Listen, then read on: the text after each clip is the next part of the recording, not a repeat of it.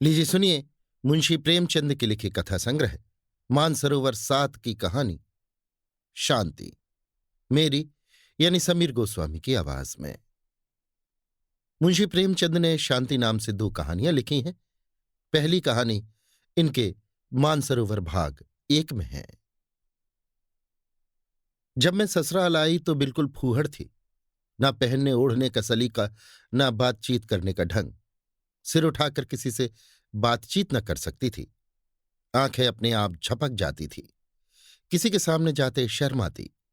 स्त्रियों तक के सामने बिना घूंघट के झिझक होती थी। मैं कुछ हिंदी पढ़ी हुई थी, पर उपन्यास नाटक आदि के पढ़ने में आनंद न आता था। फुर्सत मिलने पर रामायण पढ़ती। उसमें मेरा मन बहुत लगता था। मैं उसे मनुष्यकृत नहीं समझती थी। मुझे पूरा पूरा विश्वास था कि उसे किसी देवता ने स्वयं रचा होगा। मैं मनुष्यों को इतना बुद्धिमान और सहृदय नहीं समझती थी। मैं दिन भर घर का कोई न कोई काम करती रहती, और कोई काम न रहता तो चरखे पर सूत कातती। अपनी बूढ़ी सास से थर थर कांपती थी। एक दिन दाल में नमक अधिक हो गया। ससुर जी ने भोजन के समय सिर्फ इतना ही कहा, नमक जरा अंदाज से डाला करो। इतना सुनते ही हृदय कांपने लगा, मानो मुझे इससे अधिक कोई वेदना नहीं पहुंचाई जा सकती थी। लेकिन मेरा ये फूहड़पन मेरे बाबूजी यानी पतिदेव को पसंद न आता था। वे वकील थे। उन्होंने शिक्षा की ऊंची से ऊंची डिग्रियां पाई थीं। वो मुझ पर प्रेम अवश्य करते थे, पर उस प्रेम में दया की मात्रा अधिक होती थी। स्त्रियों के रहन सहन और शिक्षा के संबंध में उनके विचार बहुत ही उदार थे। वो मुझे उन विचारों से बहुत नीचे देखकर कदाचित मन ही मन खिन्न होते थे, परंतु उसमें मेरा कोई अपराध न देखकर हमारे रस्म रिवाज पर झुंझलाते थे। उन्हें मेरे साथ बैठकर बातचीत करने में जरा आनंद न आता। सोने आते तो कोई न कोई अंग्रेजी पुस्तक साथ लाते और नींद न आने तक पढ़ा करते। जो कभी मैं पूछ बैठती कि क्या पढ़ते हो, तो मेरी ओर करुण दृष्टि से देखकर उत्तर देते, तुम्हें क्या बतलाऊं, ये ऑस्कर वाइल्ड की सर्वश्रेष्ठ रचना है। मैं अपनी अयोग्यता पर बहुत लज्जित थी, अपने को धिक्कारती। मैं ऐसे विद्वान पुरुष के योग्य नहीं हूं। मुझे तो किसी उजट के घर पढ़ना था। बाबूजी मुझे निरादर की दृष्टि से नहीं देखते थे। यही मेरे लिए सौभाग्य की बात थी। एक दिन संध्या समय मैं रामायण पढ़ रही थी। भरत जी रामचंद्र जी की खोज में निकले थे। उनका करुण विलाप पढ़कर मेरा हृदय गदगद हो रहा था। नेत्रों से अश्रुधारा बह रही थी। हृदय उमड़ा आता था। सहसा बाबूजी कमरे में आए। मैंने पुस्तक तुरंत बंद कर दी। उनके सामने मैं अपने फूहड़पन को भरसक प्रकट न होने देती थी। लेकिन उन्होंने पुस्तक देख ली और पूछा, रामायण है ना? मैंने अपराधियों की भांति सिर झुकाकर कहा, हां, जरा देख रही थी। बाबूजी, इसमें शक नहीं कि ये पुस्तक बहुत ही अच्छी भावों से भरी हुई है, लेकिन इसमें मानव चरित्र वैसी खूबी से नहीं दिखाया गया जैसा अंग्रेज या फ्रांसीसी लेखक दिखलाते हैं। तुम्हारी समझ में तो ना आवेगा, लेकिन कहने में क्या हरज है। यूरोप में आजकल स्वाभाविकता का जमाना है। वे लोग मनोभावों के उत्थान और पतन का ऐसा वास्तविक वर्णन करते हैं कि पढ़कर आश्चर्य होता है। हमारे यहाँ कवियों को पग पग पर धर्म तथा नीति का ध्यान रखना पड़ता है, इसलिए कभी कभी उनके भावों में अस्वाभाविकता आ जाती है, और यही त्रुटि तुलसीदास में भी है। मेरी समझ में उस समय कुछ भी ना आया। बोली, मेरे लिए तो यही बहुत है। अंग्रेजी पुस्तकें कैसे समझूं? बाबूजी, कोई कठिन बात नहीं। 1 घंटे भी रोज पढ़ो तो थोड़े ही समय में काफी योग्यता प्राप्त कर सकती हो। पर तुमने तो मानो मेरी बातें ना मानने की सौगंध ही खा ली है। कितना समझाया कि मुझसे शर्म करने की आवश्यकता नहीं, पर तुम्हारे ऊपर कुछ असर न पड़ा। कितना कहता हूं कि जरा सफाई से रहा करो। परमात्मा सुंदरता देता है तो चाहता है कि उसका श्रृंगार भी होता रहे, लेकिन जान पड़ता है तुम्हारी दृष्टि में उसका कुछ भी मूल्य नहीं। या शायद तुम समझती हो कि मेरे जैसे कुरूप मनुष्य के लिए तुम चाहे जैसी रहो, आवश्यकता से अधिक अच्छी हो। ये अत्याचार मेरे ऊपर है। तुम मुझे ठोक पीट कर वैराग्य सिखाना चाहती हो। जब मैं दिन रात मेहनत करके कमाता हूं तो स्वभावतः मेरी ये इच्छा होती है कि द्रव्य का सबसे उत्तम व्यय हो। परंतु तुम्हारा फूहड़पन और पुराने विचार मेरे सारे परिश्रम पर पानी फेर देते हैं। स्त्रियां केवल भोजन बनाने, बच्चे पालने, पति की सेवा करने और एकादशी व्रत रखने के लिए नहीं है। उनके जीवन का लक्ष्य इससे बहुत ऊंचा है। वे मनुष्यों के समस्त सामाजिक और मानसिक विषयों में समान रूप से भाग लेने की अधिकारिणी है। उन्हें भी मनुष्यों की भांति स्वतंत्र रहने का अधिकार प्राप्त है। मुझे तुम्हारी ये बंदी दशा देखकर बड़ा कष्ट होता है। स्त्री पुरुष की अर्धांगिनी मानी गई है, लेकिन तुम मेरी मानसिक या सामाजिक किसी आवश्यकता को पूरा नहीं कर सकती। मेरा और तुम्हारा धर्म अलग, आचार विचार अलग, आमोद प्रमोद के विषय अलग। जीवन के किसी कार्य में मुझे तुमसे किसी प्रकार की सहायता नहीं मिल सकती। तुम स्वयं विचार कर सकती हो कि ऐसी दशा में मेरी जिंदगी कैसी बुरी तरह कट रही है। बाबूजी का कहना बिल्कुल यथार्थ था। मैं उनके गले में एक जंजीर की भांति पड़ी हुई थी। उस दिन से मैंने उन्हीं के कहे अनुसार चलने की दृढ़ प्रतिज्ञा कर ली। अपने देवता को किस भांति अप्रसन्न करती। ये तो कैसे कहूं कि मुझे पहनने ओढ़ने से प्रेम न था और उतना ही था जितना दूसरी स्त्रियों को होता है। जब बालक और वृद्ध तक श्रृंगार पसंद करते हैं तो मैं युवती ठहरी। मन भीतर ही भीतर मचल कर रह जाता था। मेरे मायके में मोटा खाने और मोटा पहनने की चाल थी। मेरी माँ और दादी हाथों से सूत काटती थी और जुलाहे से उसी सूत के कपड़े बुनवा लिए जाते थे। बाहर से बहुत कम कपड़े आते थे। मैं जरा महीन कपड़ा पहनना चाहती या श्रृंगार में रुचि दिखाती तो अम्मा फौरन टोकती और समझाती कि बहुत बनाव सवार भले घर की लड़कियों को शोभा नहीं देता। ऐसी आदत अच्छी नहीं। यदि कभी वो मुझे दर्पण के सामने देख लेती तो झिड़कने लगती। परंतु अब बाबूजी की जिद से मेरी ये झिझक जाती रही। मेरी सास और नंदें मेरे बनाव श्रृंगार पर नाक भौं से कूटती, पर मुझे अब उनकी परवाह न थी। बाबूजी की प्रेम परिपूर्ण दृष्टि के लिए मैं झिड़कियां भी सह सकती थी। अब उनके और मेरे विचारों में समानता आती जाती थी। वो अधिक प्रसन्न चित्त जान पड़ते थे। वो मेरे लिए फैशनेबल साड़ियां, सुंदर जाकटें, चमकते हुए जूते और कामदार स्लीपरें लाया करते। मैं इन वस्तुओं को धारण कर किसी के सामने न निकलती। ये वस्त्र केवल बाबूजी के ही सामने पहनने के लिए रखे थे। मुझे इस प्रकार बनी ठनी देखकर उन्हें बड़ी प्रसन्नता होती थी। स्त्री अपने पति की प्रसन्नता के लिए क्या नहीं कर सकती। अब घर के कामकाज से मेरा अधिक समय बनाव श्रृंगार तथा पुस्तकावलोकन में ही बीतने लगा। पुस्तकों से मुझे प्रेम होने लगा था। यद्यपि अभी तक मैं अपने सास ससुर का लिहाज करती थी, उनके सामने बूट और गाउन पहनकर निकलने का मुझे साहस न होता था, पर मुझे उनकी शिक्षापूर्ण बातें न भाती थी। मैं सोचती, जब मेरा पति सैकड़ों रुपए महीने कमाता है तो घर में चेरी बनकर क्यों रहूं। यूं अपनी इच्छा से चाहे जितना काम करूं, पर वे लोग मुझे आज्ञा देने वाले कौन होते हैं। मुझ में आत्माभिमान की मात्रा बढ़ने लगी। यदि अम्मा मुझे कोई काम करने को कहती तो मैं अदबदाकर टाल जाती। एक दिन उन्होंने कहा, सवेरे के जलपान के लिए कुछ दालमोट बना लो। मैं बात अनसुनी कर गई। अम्मा ने कुछ देर तक मेरी राह देखी, पर जब मैं अपने कमरे से न निकली तो उन्हें गुस्सा हो आया। वो बड़ी ही चिड़चिड़ी प्रकृति की थीं, तनिक सी बात पर तुनक जाती थी। उन्हें अपनी प्रतिष्ठा का इतना अभिमान था कि मुझे बिल्कुल लौंडी समझती थीं। हाँ, अपनी पुत्रियों से सदैव नम्रता से पेश आती, बल्कि मैं तो ये कहूंगी कि उन्हें सिर चढ़ा रखा था। वो क्रोध से भरी हुई मेरे कमरे के द्वार पर आकर बोली, तुमसे मैंने दालमोट बनाने को कहा था, बनाया? मैं रुष्ट होकर बोली, अभी फुर्सत नहीं मिली। अम्मा, तो तुम्हारी जान में दिन भर पड़े रहना ही एक बड़ा काम है। ये आजकल तुम्हें हो क्या गया है? किस घमंड में हो? क्या ये सोचती हो कि मेरा पति कमाता है तो मैं काम क्यों करूं? इस घमंड में न भूलना। तुम्हारा पति लाख कमाए, लेकिन घर में राज मेरा ही रहेगा। आज वो 4 पैसे कमाने लगा है तो तुम्हें मालकिन बनने की हवस हो रही है, लेकिन उसे पालने पोसने तुम नहीं आई थी। मैंने ही उसे पढ़ा लिखा कर इस योग्य बनाया है। वाह, कल की छोकरी और अभी से ये गुमान। मैं रोने लगी। मुंह से एक बात न निकली। बाबूजी उस समय ऊपर कमरे में बैठे कुछ पढ़ रहे थे। ये बातें उन्होंने सुनी। उन्हें बड़ा कष्ट हुआ। रात को जब वो घर आए तो बोले, देखा तुमने आज अम्मा का क्रोध? यही अत्याचार है जिससे स्त्रियों को अपनी जिंदगी पहाड़ मालूम होने लगती है। इन बातों से हृदय में कितनी वेदना होती है, इसका जानना असंभव है। जीवन भार हो जाता है, हृदय जर्जर हो जाता है और मनुष्य की आत्मोन्नति उसी प्रकार रुक जाती है जैसे जल, प्रकाश और वायु के बिना पौधे सूख जाते हैं। हमारे घरों में ये बड़ा अंधेर है। अब मैं उनका पुत्र ही ठहरा उनके सामने मुंह नहीं खोल सकूंगा।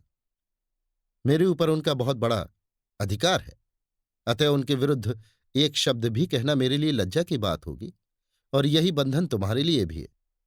यदि तुमने उनकी बातें चुपचाप न सुन ली होती तो मुझे बहुत ही दुख होता। कदाचित मैं विष खा लेता।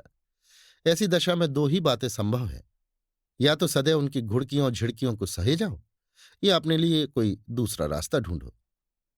अब इस बात की आशा करना कि अम्मा के स्वभाव में कोई परिवर्तन होगा बिल्कुल भ्रम है। बोलो, तुम्हें क्या स्वीकार है?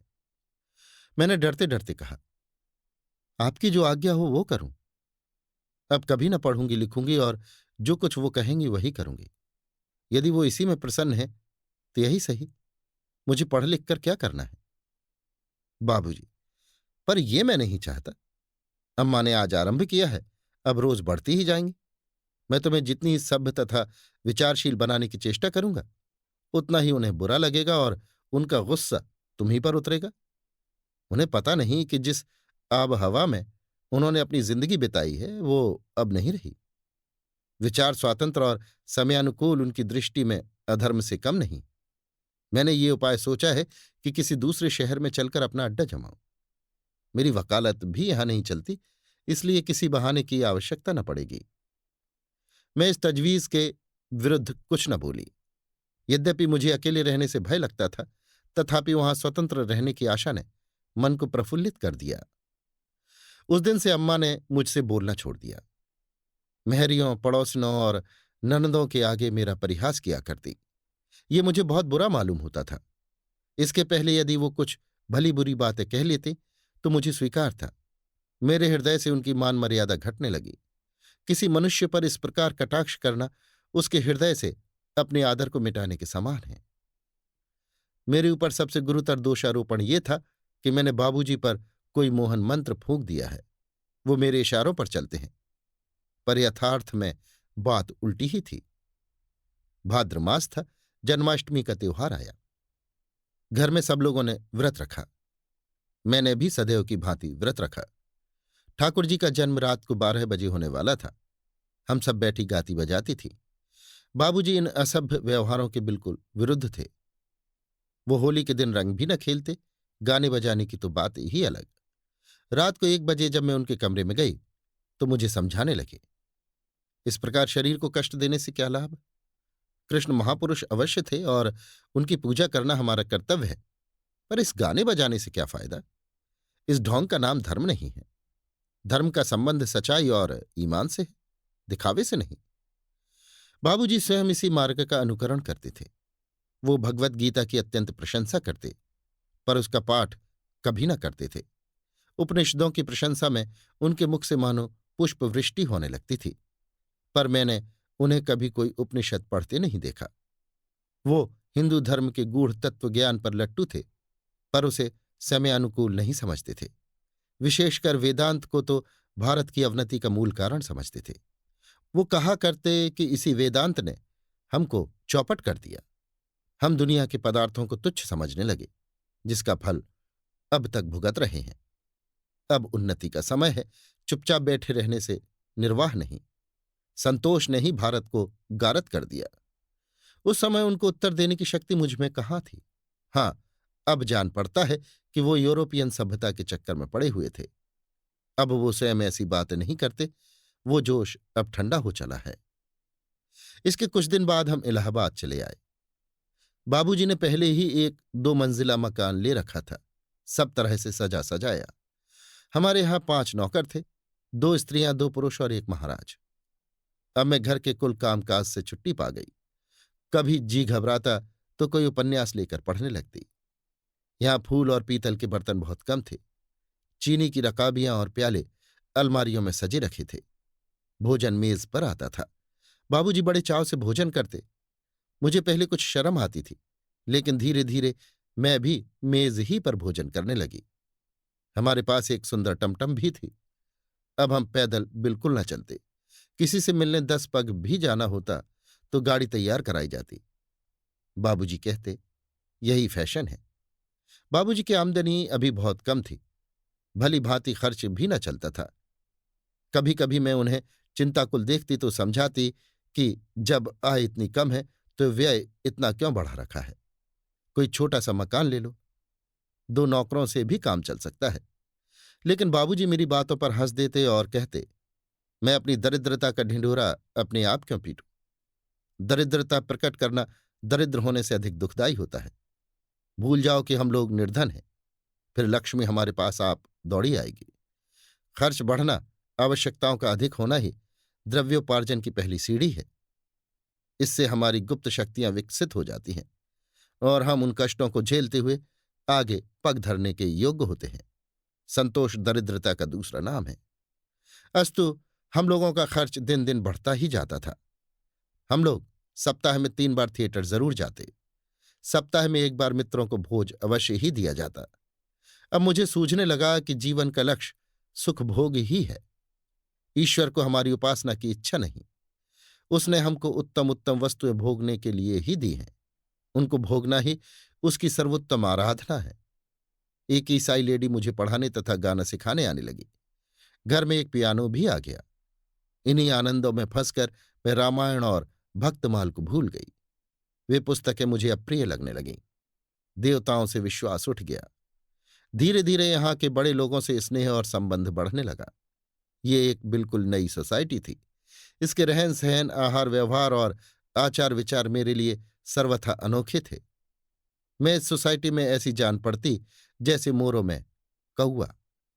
इन लेडियों की बातचीत कभी थिएटर और घुड़दौड़ के विषय में होती, कभी टेनिस, समाचार पत्रों और अच्छे अच्छे लेखकों के लेखों पर। उनके चातुर्य, बुद्धि की तीव्रता, फूर्ति और चपलता पर मुझे अचंभा होता।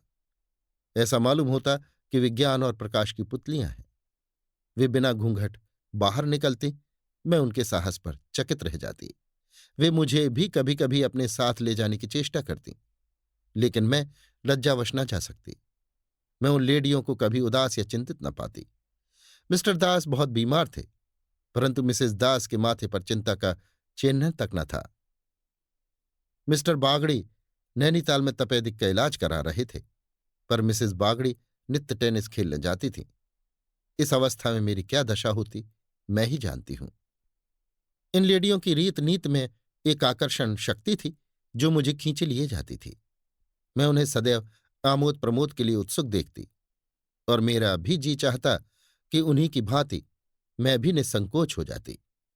उनका अंग्रेजी वार्तालाप सुन मुझे मालूम होता कि ये देवियां हैं। मैं अपनी इन त्रुटियों की पूर्ति के लिए प्रयत्न किया करती थी। इसी बीच में मुझे एक खेदजनक अनुभव होने लगा। यद्यपि बाबूजी पहले से मेरा अधिक आदर करते, मुझे सदैव डियर डार्लिंग आदि कहकर पुकारते थे, तथापि मुझे उनकी बातों में एक प्रकार की बनावट मालूम होती थी। ऐसा प्रतीत होता मानो ये बातें उनके हृदय से नहीं, केवल मुख से निकलती हैं। उनके स्नेह और प्यार में हार्दिक भावों की जगह अलंकार ज्यादा होता था। किंतु और भी अचंभे की बात यह है कि अब मुझे बाबूजी पर वो पहले की सी श्रद्धा न रही। अब उनकी सिर की पीड़ा से मेरे हृदय में पीड़ा न होती थी। मुझ में आत्मगौरव का आविर्भाव होने लगा था। अब मैं अपना बनाव श्रृंगार इसलिए करती थी कि संसार में ये भी मेरा कर्तव्य है, इसलिए नहीं कि मैं किसी एक पुरुष की व्रत धारणी हूं। अब मुझे भी अपनी सुंदरता पर गर्व होने लगा था। मैं अब किसी दूसरे के लिए नहीं, अपने लिए जीती थी। त्याग तथा सेवा का भाव मेरे हृदय से लुप्त होने लगा था।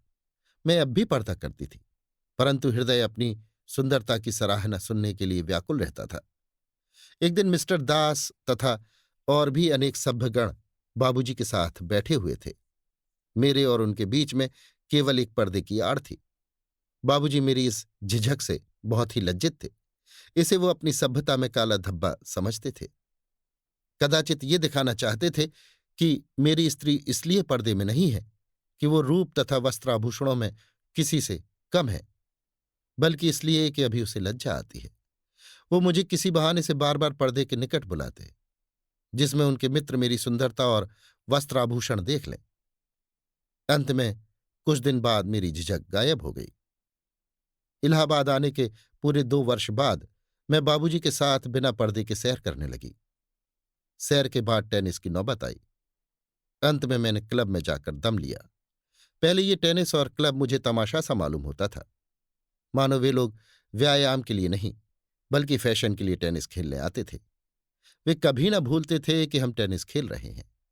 उनके प्रत्येक काम में, झुकने में, दौड़ने में, उचकने में एक कृत्रिमता होती थी, जिससे ये प्रतीत होता था कि इस खेल का प्रयोजन कसरत नहीं केवल दिखावा है। क्लब में इससे भी विचित्र अवस्था थी। वो पूरा स्वांग था, भद्दा और बेजोड़।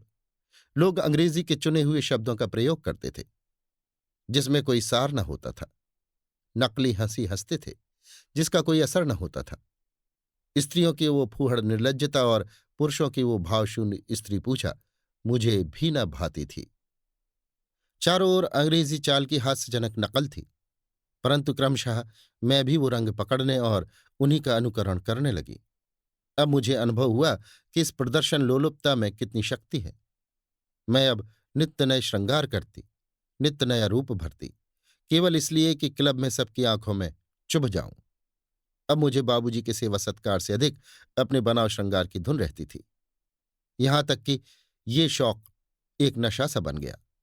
इतना ही नहीं, लोगों से अपने सौंदर्य की प्रशंसा सुनकर मुझे एक अभिमान मिश्रित आनंद का अनुभव होने लगा। मेरी लज्जाशीलता की सीमाएं विस्तृत हो गईं। वो दृष्टिपात जो कभी मेरे शरीर के प्रत्येक रोए को खड़ा कर देता और वो हास्य कटाक्ष जो कभी मुझे विष खा लेने को प्रस्तुत कर देता, उनसे अब मुझे एक उन्मादपूर्ण हर्ष होता था। परंतु जब कभी मैं अपनी अवस्था पर आंतरिक दृष्टि डालती तो मुझे बड़ी घबराहट होती थी। ये नाव किस घाट लगेगी। कभी कभी इरादा करती कि क्लब न जाऊंगी, परंतु समय आते ही फिर तैयार हो जाती। मैं अपने वश में न थी। मेरी सत्कल्पनाएं निर्बल हो गई थीं। 2 वर्ष और बीत गए और अब बाबूजी के स्वभाव में एक विचित्र परिवर्तन होने लगा। वो उदास और चिंतित रहने लगे। मुझसे बहुत कम बोलते। ऐसा जान पड़ता कि इन्हें कठिन चिंता ने घेर रखा है या कोई बीमारी हो गई है। मुंह बिल्कुल सूखा रहता था।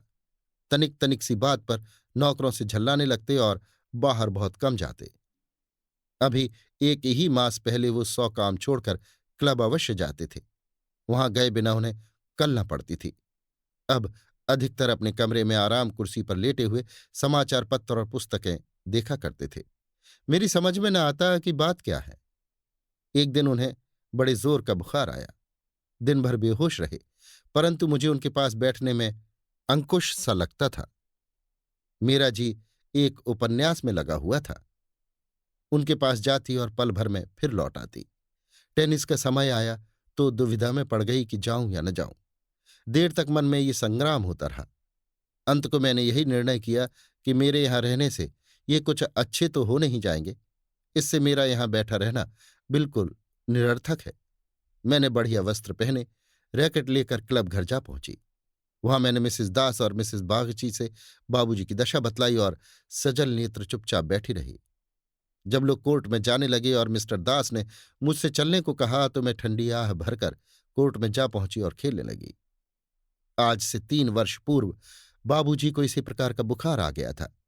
मैं रात भर उन्हें पंखा झलती रही थी। हृदय व्याकुल था और यही जी चाहता था कि इनके बदले मुझे बुखार आ जाए, परंतु ये उठ बैठे। पर अब हृदय तो स्नेह शून्य हो गया था। दिखावा अधिक था। अकेले रोने की मुझ में क्षमता न रह गई थी। मैं सदैव की भांति रात को 9 बजे लौटी। बाबूजी का जी कुछ अच्छा जान पड़ा। उन्होंने मुझे केवल दबी दृष्टि से देखा और करवट बदल ली, परंतु मैं लेटी तो मेरा हृदय अपनी स्वार्थपरता और प्रमोदासक्ति पर धिक्कारता रहा। मैं अब अंग्रेजी उपन्यासों को समझने लगी थी। हमारी बातचीत अधिक उत्कृष्ट और आलोचनात्मक होती थी। हमारी सभ्यता का आदर्श अब बहुत ही उच्च हो गया था।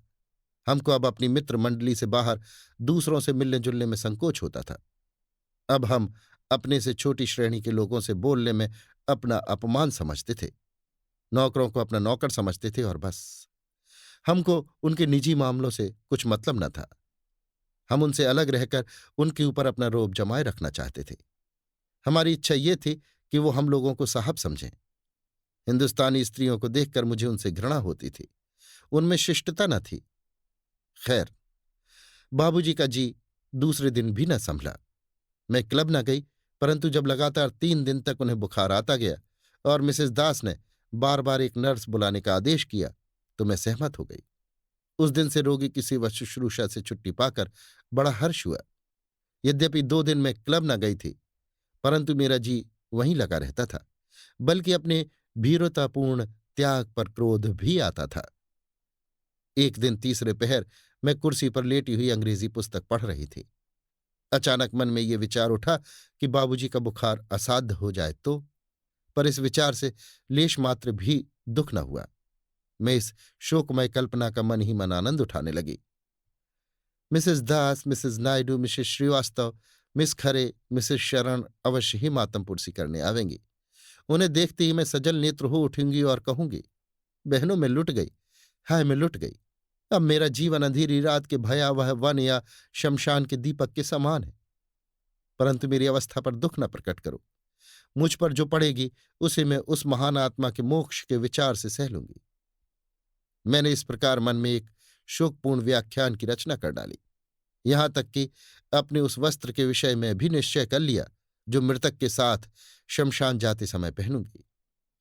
इस घटना की शहर भर में चर्चा हो जाएगी।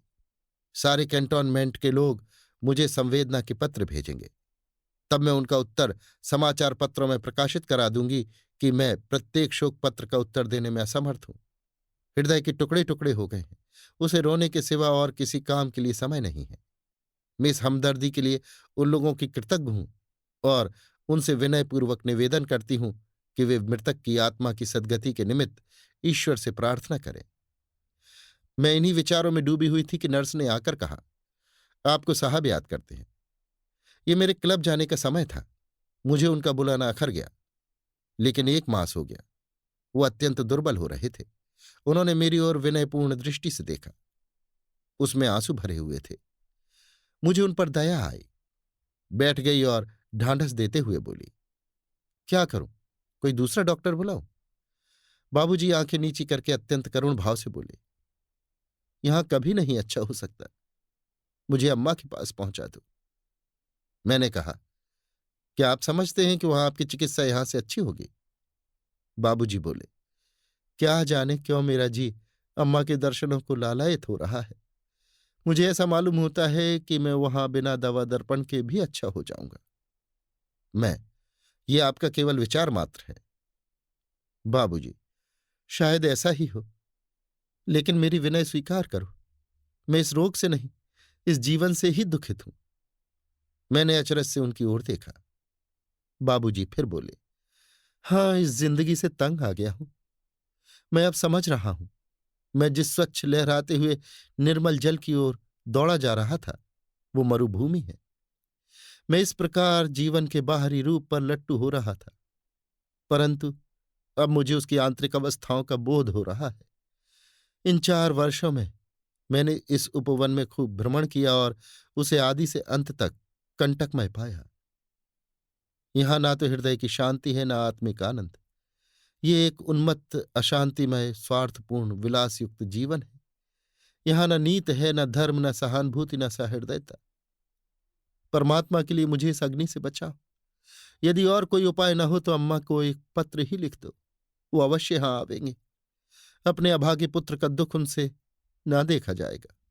उन्हें इस सोसाइटी की हवा अभी नहीं लगी। वो आएंगी।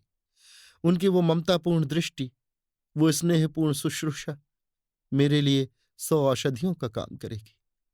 उनके मुख पर वो ज्योति प्रकाशमान होगी जिसके लिए मेरे नेत्र तरस रहे हैं। उनके हृदय में स्नेह है, विश्वास है। यदि उनकी गोद में मैं मर भी जाऊं तो मेरी आत्मा को शांति मिलेगी। मैं समझी कि ये बुखार की बकझक है। नर्स से कहा, जरा इनका टेम्परेचर तो लो, मैं अभी डॉक्टर के पास जाती हूं। मेरा हृदय एक अज्ञात भय से कांपने लगा। नर्स ने थर्मामीटर निकाला, परंतु ज्यों ही वो बाबूजी के समीप गई, उन्होंने उसके हाथ से वो यंत्र छीनकर पृथ्वी पर पटक दिया। उसके टुकड़े टुकड़े हो गए। फिर मेरी ओर एक अवहेलनापूर्ण दृष्टि से देखकर कहा, साफ साफ क्यों नहीं कहती हो कि मैं क्लब घर जाती हूं, जिसके लिए तुमने ये वस्त्र धारण किए हैं और गाउन पहनी है? खैर, उधर घूमती हुई यदि डॉक्टर के पास जाना तो कह देना कि यहां टेम्परेचर उस बिंदु पर पहुंच चुका है जहां आग लग जाती है। मैं और भी भयभीत हो गई। हृदय में एक करुण चिंता का संचार होने लगा। गला भर आया। बाबूजी ने नेत्र मूंद लिए थे और उनकी सांस वेग से चल रही थी। मैं द्वार की ओर चली कि किसी को डॉक्टर के पास भेजूं। ये फटकार सुनकर स्वयं कैसे जाती। इतने में बाबूजी उठ बैठे और विनीत भाव से बोले, श्यामा, मैं तुमसे कुछ कहना चाहता हूं। बात 2 सप्ताह से मन में थी पर साहस न हुआ। आज मैंने निश्चय कर लिया है कि कह ही डालूं। मैं अब फिर अपने घर जाकर वही पहले की सी जिंदगी बिताना चाहता हूं। मुझे अब इस जीवन से घृणा हो गई है और यही मेरी बीमारी का मुख्य कारण है। मुझे शारीरिक नहीं मानसिक कष्ट है। मैं फिर तुम्हें वही पहली किसी सलज्ज, नीचा सिर करके चलने वाली, पूजा करने वाली, रामायण पढ़ने वाली, घर का कामकाज करने वाली, चरखा कातने वाली, ईश्वर से डरने वाली, पति श्रद्धा से परिपूर्ण स्त्री देखना चाहता हूं। मैं विश्वास करता हूं तुम मुझे निराश न करोगी। तुमको 16 आना अपनी बनाना और 16 आने तुम्हारा बनना चाहता हूं। मैं अब समझ गया कि उसी सादे पवित्र जीवन में वास्तविक सुख है। बोलो, स्वीकार है? तुमने सदैव मेरी आज्ञाओं का पालन किया है। इस समय निराश न करना, नहीं तो इस कष्ट और शोक का न जाने कितना भयंकर परिणाम हो। मैं सहसा कोई उत्तर न दे सकी। मन में सोचने लगी, इस स्वतंत्र जीवन में कितना सुख था। ये मजे वहां कहां? क्या इतने दिन स्वतंत्र वायु में विचरण करने के पश्चात फिर उसी पिंजड़े में जाऊं, वही लौंडी बनकर रहूं? क्यों इन्होंने मुझे वर्षों स्वतंत्रता का पाठ पढ़ाया, वर्षों देवताओं की, रामायण की, पूजा पाठ की, व्रत उपवास की, बुराई की, हंसी उड़ाई। अब जब मैं उन बातों को भूल गई, उन्हें मिथ्या समझने लगी, तो फिर मुझे उसी अंधकूप में ढकेलना चाहते हैं। मैं तो इन्हीं की इच्छा के अनुसार चलती हूं, फिर मेरा अपराध क्या है? लेकिन बाबूजी के मुख पर एक ऐसी दीनतापूर्ण विवशता थी कि मैं प्रयत्न करने पर भी अस्वीकार न कर सकी। बोली, आखिर आपको यहां क्या कष्ट है? मैं उनके विचारों की तह तक पहुंचना चाहती थी। बाबूजी फिर उठ बैठे और मेरी ओर कठोर दृष्टि से देख कर बोले, बहुत ही अच्छा होता कि तुम इस प्रश्न को मुझसे पूछने के बदले अपने ही हृदय से पूछ लेती। क्या अब मैं तुम्हारे लिए वही हूं जो आज से 3 वर्ष पहले था, जब मैं तुमसे अधिक शिक्षा प्राप्त, अधिक बुद्धिमान, अधिक जानकार होकर तुम्हारे लिए वो नहीं रह गया जो पहले था? चाहे तुमने इसका अनुभव ना किया हो, परंतु मैं स्वयं कर रहा हूं। तो मैं कैसे अनुमान करूं कि उन्हीं भावों ने तुम्हें स्खलित न किया होगा? नहीं, बल्कि प्रत्यक्ष चिन्ह देख पड़ते हैं कि तुम्हारे हृदय पर उन भावों का और भी अधिक प्रभाव पड़ा है। तुमने अपने को ऊपरी बनाव चुनाव और विलास के भंवर में डाल दिया है, और तुम्हें उसकी लेश मात्र भी सुधि नहीं है। अब मुझे पूर्ण विश्वास हो गया कि सभ्यता, स्वेच्छाचारिता का भूत स्त्रियों के कोमल हृदय पर बड़ी सुगमता से कब्जा कर सकता है। क्या अब से 3 वर्ष पूर्व भी तुम्हें ये साहस हो सकता था कि मुझे इस दशा में छोड़कर किसी पड़ोसिन के यहां गाने बजाने चली जाती? मैं बिछौने पर रहता और तुम किसी के घर जाकर कलोलें करती? स्त्रियों का हृदय आधिक्य प्रिय होता है, परंतु इस नवीन आधिक्य के बदले मुझे वो पुराना आधिक्य कहीं ज्यादा पसंद है। उस आधिक्य का फल आत्मिक एवं शारीरिक अभ्युदय और हृदय की पवित्रता थी, पर इस आधिक्य का परिणाम है छिछोरापन, निर्लज्जता, दिखावा और स्वेच्छाचार। उस समय यदि तुम इस प्रकार मिस्टर दास के सम्मुख हंसती बोलती, तो मैं या तो तुम्हें मार डालता या स्वयं विषपान कर लेता। परंतु बेहयाई ऐसे जीवन का प्रधान तत्व है। मैं सब कुछ स्वयं देखता और सहता हूं, कदाचित सहे भी जाता, यदि इस बीमारी ने मुझे सचेत न कर दिया होता। अब यदि तुम यहां बैठी भी रहो तो मुझे संतोष न होगा, क्योंकि मुझे ये विचार दुखित करता रहेगा कि तुम्हारा हृदय यहां नहीं है। मैंने अपने को उस इंद्रजाल से निकालने का निश्चय कर लिया है, जहां धन का नाम मान है, इंद्रिय लिप्सा का, सभ्यता और भ्रष्टता का विचार स्वतंत्र है। बोलो, मेरा प्रस्ताव स्वीकार है? मेरे हृदय पर वज्रपात सा हो गया। बाबूजी का अभिप्राय पूर्णतया हृदयंगम हो गया। अभी हृदय में कुछ पुरानी लज्जा बाकी थी, वो यंत्रणा असह्य हो गई। लज्जित हो उठी। अंतरात्मा ने कहा, अवश्य मैं अब वो नहीं हूं जो पहले थी। उस समय मैं इनको अपना इष्ट देव समझती थी, इनकी आज्ञा शिरोधार्य थी, पर अब वो मेरी दृष्टि में एक साधारण मनुष्य है। मिस्टर दास का चित्र मेरे नेत्रों के सामने खिंच गया। कल मेरे हृदय पर इस दुरात्मा की बातों का कैसा नशा छा गया था, ये सोचते ही नेत्र लज्जा से झुक गए। बाबूजी की आंतरिक अवस्था उनके मुखड़े से ही प्रकाशमान हो रही थी। स्वार्थ और विलास लिप्सा के विचार मेरे हृदय से दूर हो गए। उनके बदले ये शब्द ज्वलंत अक्षरों में लिखे हुए नजर आए। तूने फैशन और वस्त्र आभूषणों में अवश्य उन्नति की है। तुझमें अपने स्वार्थों का ज्ञान हो आया है। तुझमें जीवन के सुख भोगने की योग्यता अधिक हो गई है। तू अब अधिक गर्वणी, दृढ़ हृदय और शिक्षा संपन्न भी हो गई। लेकिन तेरे आत्मिक बल का विनाश हो गया, क्योंकि तू अपने कर्तव्य को भूल गई। मैं दोनों हाथ जोड़कर बाबूजी के चरणों पर गिर पड़ी। कंठ रुंध गया, एक शब्द भी मुंह से न निकला। अश्रुधारा बह चली। अब मैं फिर अपने घर आ गई हूं। अम्मा जी अब मेरा अधिक सम्मान करती हैं। बाबूजी संतुष्ट देख पड़ते हैं। वो अब स्वयं प्रतिदिन संध्या वंदन करते हैं। मिसेस दास के पत्र कभी कभी आते हैं। वो इलाहाबादी सोसाइटी के नवीन समाचारों से भरे होते हैं। मिस्टर दास और मिस भाटिया के संबंध में कलुषित बातें उड़ रही हैं।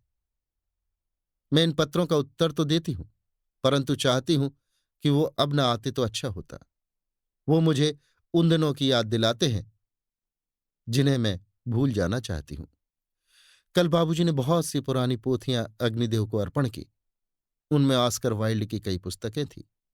वो अब अंग्रेजी पुस्तक बहुत कम पढ़ते हैं। उन्हें कार्लाइल, रस्किन और एमरसन के सिवा और कोई पुस्तक पढ़ते मैं नहीं देखती। मुझे तो अपनी रामायण और महाभारत में फिर वही आनंद प्राप्त होने लगा। चरखा अब पहले से अधिक चलाती हूं, क्योंकि इस बीच चरखे ने खूब प्रचार पा लिया है। अभी आप सुन रहे थे मुंशी प्रेमचंद के लिखे कथा संग्रह मानसरोवर 7 की कहानी शांति, मेरी यानी समीर गोस्वामी की आवाज में।